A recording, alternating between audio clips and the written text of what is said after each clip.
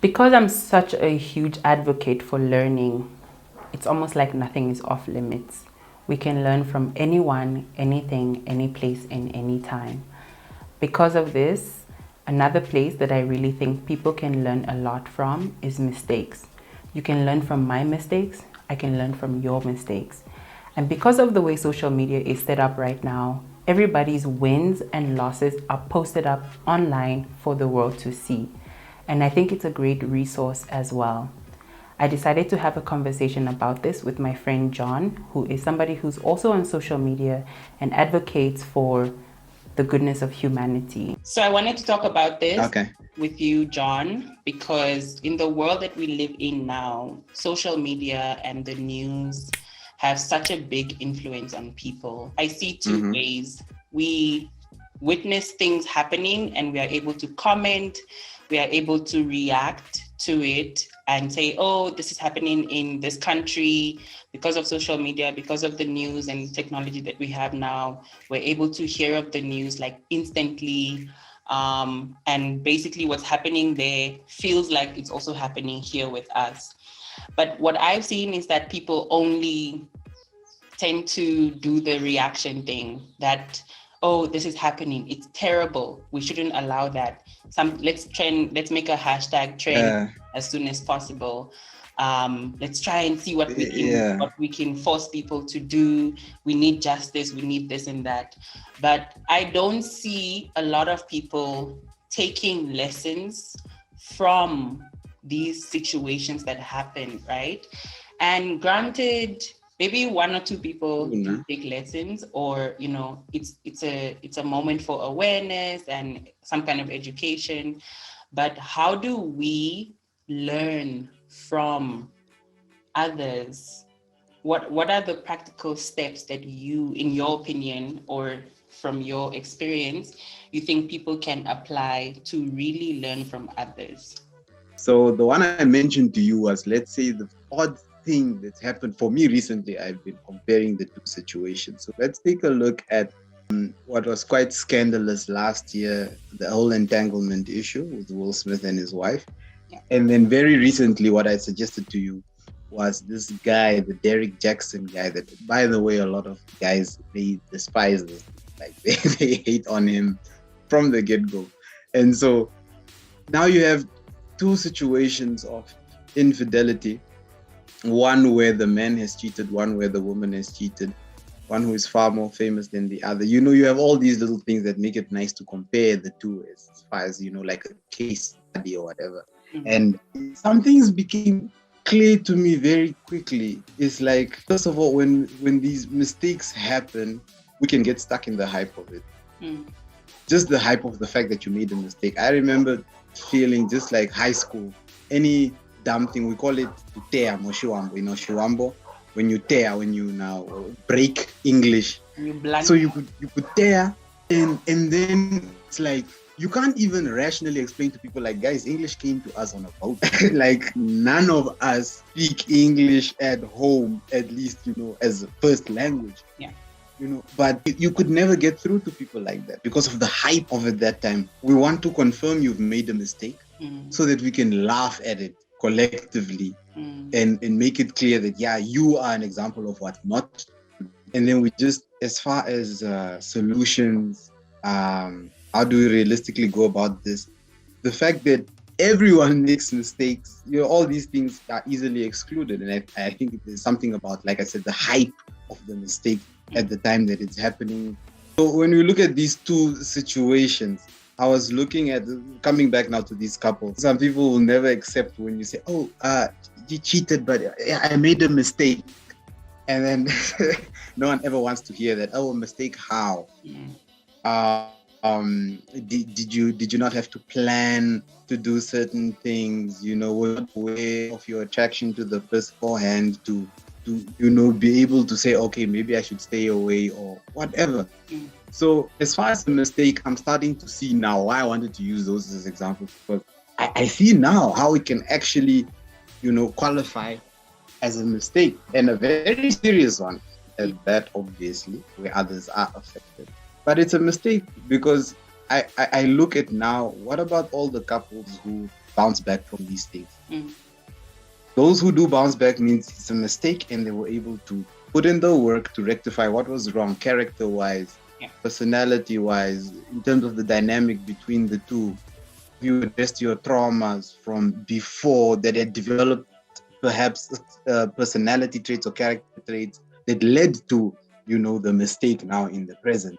And, all these things, I realize we don't take a holistic look at what even constitutes a mistake. Exactly. And it's not, and as far as, now addressing how do we now go about fixing the mistakes, it's like we can't even begin to acknowledge in so many aspects that mistake in the first place. Let's say, for example, again, using those two couples, the whole infidelity, cheating. If I am cheated on and I say, no, that's not a mistake, you are a terrible person, I want nothing to do with you anymore, then that's that. There's nothing really to be fixed from there. I think almost somehow, some of these major mistakes are blemishes in our track record as far as relationships or whatever concerned. But it just becomes something that we can't address anymore because we're not even acknowledging it in the first place. So for me, and it's a very recent thing, I place a lot of emphasis on, and perhaps it's because of where I work, if you can't admit your mistake, then already there's very little for us to work from there. You want to sweep it under the rug, and that crap is going to stay there, under that rug. Until we accept that, okay, but you did that thing. We can't just leave it that way. Where else is it going to go? So that's as far as learning from mistakes, I feel like at least acknowledge. Once you've acknowledged it, you don't need a therapist, you don't need a whatever. The willingness alone to say, I messed up and I want to do better, can carry you so much further. That's so true. And I want to just link what you said to this idea that we are trying to cancel culture, right? We're trying to make it okay for people to admit their mistakes and then work and do better, work and become better. But the thing that we also struggle with, realistically, the thing that we also struggle with, I guess, is that we will always look at this person and say, oh, they did this. Once upon a time, they did this. This is who they are. And you also mentioned like everybody makes mistakes. Why do you think it's so easy for people to forget that? Just the same way I'm looking at that person and I'm saying, oh, once upon a time they did something like this, but now they're trying to do better. The same thing happened to me. So why can't I extend that kind of empathy or credit to this person as well? Why do you think people struggle with that? Yeah, I'm glad you mentioned cancel culture. I didn't even know we had touched on that until you mentioned it explicitly. But I think it's because it allows us to escape ourselves. Especially if you're the type who does not accept your mistakes. It just allows you to very quickly say, ha, look at that guy. Everybody, look there.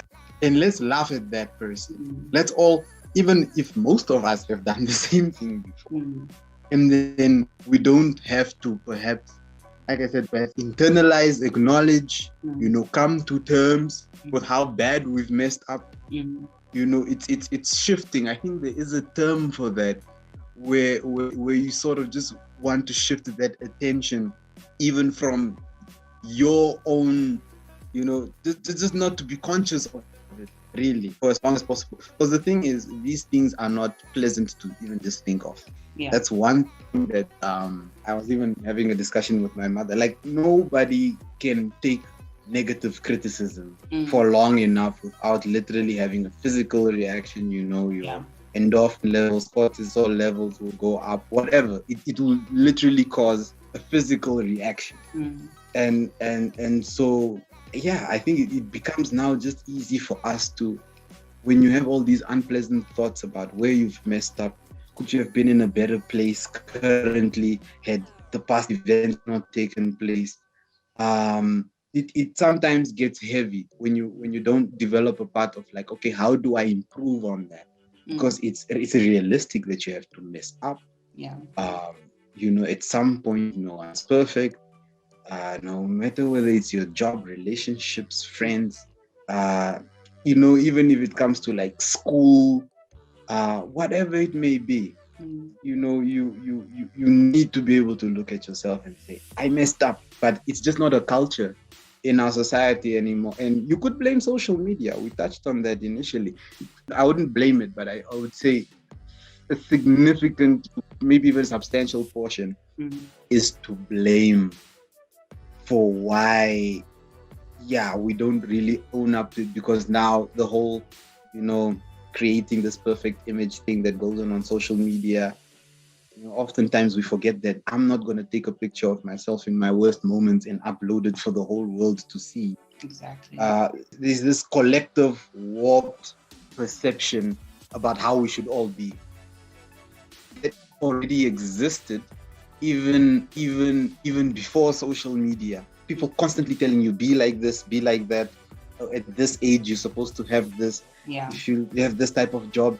You should have that. You should be married by this age. You should have kids by. All of that already existed, and social media just completely now blew it out of proportion. Yeah. And so when you have that constantly in your face every day, those few people who you look at and I just wish I could be like them. You don't see their mistakes. So you don't know also that even at their level, if you're talking about different lanes, even in their lane, they have their own struggles. But because we don't advertise that, I think even with if I can trail off a little bit, even with our conversations, for me to do these things more, speaking in front of the camera and more on social media, there was always just that fear of, but my goodness, people out there attaching this thing to you, like, no, I have all these struggles, but then they hear you speak on a certain topic, and it's like, that guy, no, please hear what I'm saying. I'm not saying follow me as a person, but hear what I'm saying, what I stand for, because I'm not the only person. Yeah.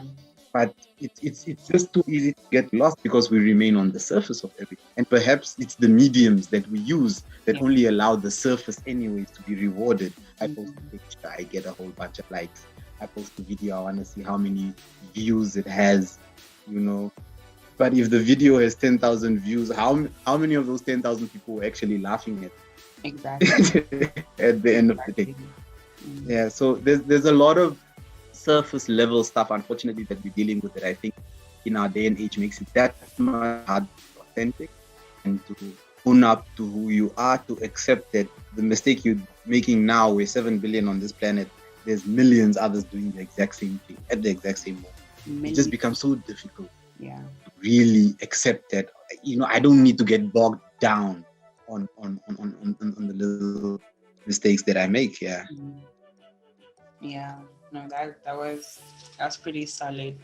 I think that just as you mentioned, that social media has really amplified all of the societal expectations that we already had, and in a way, for me, my initial reaction was to this Derek Jackson thing that's happening. We don't know exactly what is like between husband and wife. We don't know what happens behind closed doors. We are not there in their bedroom. We are not there in the house. We don't know what exactly transpired. Because then the thing is also, people are attacking the wife. Like, why are you staying? This guy is a this guy is a that. And she's, all the videos. Oh, the Derek Jackson story now. Yes. Yeah. All the videos that are coming out now is like, she's trying to defend her decision and her, the stand that she's taking. So I also wanted to know, like, how do you stand firm in your belief, in your opinion, the perspective that you have, that you're sharing with people? How do you stand firm in that, seeing as really when people want to come for you, they come for you in the thousands, and it's all over. Yeah. Every social media platform is like, it's covered. You can't say, okay, I'm gonna close Twitter and then go to Instagram. They are there, they are everywhere waiting for you. Yeah. So how do you stand firm? Like, we know you. That one is a strong sense, or at least, because I'm being completely subjective now. It's a strong sense of individuality. Now, that is something that you have to cultivate. It's not something that's just there, which is why I like individuals who just live their truth. I'm a huge fan of such people, because there's this really great scene in Mr. Ibu. In the beginning, I think, of the first Mr. Ibu or second Mr. Ibu movie, and they're riding a bicycle. Great analogy. I think it's very popular now. Yeah. Especially among certain parts of certain African demographics. Like, they know this. When you mention it, they're like, oh yeah, I know. And they're on a bicycle, and one is pushing the bike, with the son. And the son is on the bicycle, he's pushing the bike, and then people come by asking, oh, Ibu, that's a bicycle. Why can't both of you be on the bicycle? And then they both get on the bike, and then later they come across people again, and these people are like, but Ibu, I don't understand. Why must you make the bike start? Why must you guys, both be on this bike at the same time? At least the young boy, let the little Pekin, he can walk, he's healthy. And so the boy gets off, and then they go, and then they meet someone again, and then it's like, oh, I don't understand, Ibu, what type of father are you? You are riding a bicycle while your son is. And eventually he gets off the bike. He says, okay, whatever. And then still, they come across people who say, oh, you guys must not be fine in the head. You have a whole bicycle and none of you are riding it. Why would you not make use of that? And so when you see this happen, it brings me now back to the whole sense of individuality and cultivating it. When you constantly do introspection, because I've actually never used the word extrospection. I'm literally Googling it now as we speak, just to be certain of what I'm saying. But it's basically the opposite of introspection. So that looking inwards, looking at yourself, how far you've grown, what have you achieved, how much you've changed, how much has your environment forced you to change, constantly doing that, I think, is one of the key ways to cultivating your individuality. So yeah. Thank you so much for that. That was very insightful. And the same for me, like the moment I accepted the humbleness that life put on me, I was like, okay, Comfort, life is humbling you. Yeah. You also need to humble yourself so that you can really learn this lesson. Because I'm of the opinion that I don't need to make all the mistakes. I can really just focus my energy on maximizing the time. And if I can maximize my time, or one way to maximize my time is to learn from others. So that, say for example, I needed to learn a lesson. I was supposed to learn a lesson and it's going to take me 5 years to learn this lesson. But if I can just pay attention to somebody who I see is in a similar situation to what I'm going through, then that 5 years I can spend on other things, on doing something else or building something else. Not to say that I'm gonna just, take from that and just move forward. Like it's gonna be an instant thing, but at least I won't have to go through all of it, because it's really ugly, that whole process. Ugly. So I don't want to go through all of that ugliness, just a little bit, and then I move forward. So that's how I think, that's how I am. If you don't bring yourself down to say, you know what, I'm at zero, I need help. I need to just take this for what it is. I need to stop pretending. I need to stop trying to show to somebody, that I'm better, I'm living better than I say, or whatever it is. Like, if you don't really take that moment, it's such a long journey. Like you said, people are still out there trying to learn a lesson, even in their 40s, in their 60s. And for some of us, it's like, but why? It's so simple, just like 1, 2, 3, and it's done. But here's somebody in their 60s, and they still struggle with that lesson, because it's an ego thing. Life is trying to teach them, but they're saying, I'm above this. I'm this is beneath me. This is not something that I would do. This is like, how dare life try to show me up like this. So yeah, like all the titles have been how to, is because, man, Yeah. if when I was 16 to 25, I was just out here, man. I was just doing the most because I really did not have a place to go to get the kind of information that I needed. First of all. Secondly, I don't know what's up, but people just did not come to you and say, hey, you know what? You need, let me have this conversation with you so that in case you ever find yourself in such a situation, you will have the information that you need. So I want to do that. I want to be the big sister. So that's why I'm doing this. That's why I rebranded, and I'm taking this route. That's awesome. Thanks, man. Thanks. I'm really trying. And that's why I also encourage you to do the same, because we are the I promise I'll get there. We'll see. You know, one thing I'm good at? I'm good at nagging. So now I have your number. I know you. I know where you stay on the internet. I will camp there. That's why I'm good at that. So whatever it is that you need, you just tell me, we will make it happen. But anyways, yeah. So that's one of the reasons why I also encourage you to do the same. Because obviously I'm a female, so maybe, you know, women will relate to me more than guys. And you can do that for the guys that you're able to reach. And it doesn't really matter about, I'm really trying to get to 100,000 subscribers. But it's not about 100,000 subscribers. It's about, even if we're able to help one or two people with a video, a podcast, a blog article, it's worth so much more than zero. And I'm not doing this because of any kind of money. I mean, money would be great. Like, if anybody send me money, it's great. But we can figure out how to monetize it later, right? No biggie.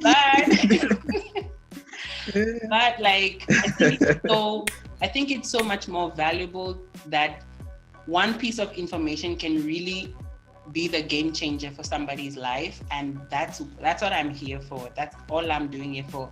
I'm doing it for one person out there. So thank you so much for coming on to share, to speak, and pleasure.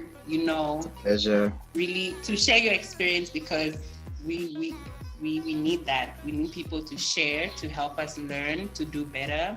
And we're at the same age, so we're still moving. We are still young, we're still babies. So we are still learning, we're still growing. Yeah. Okay? Our parents definitely still think so. That's a different video. Yeah. So we have a whole lot of content we can get to, For real. So for people who want to find you, where can they find you? And how can they connect with you? Yeah, so it would be Facebook, John LP Lenga.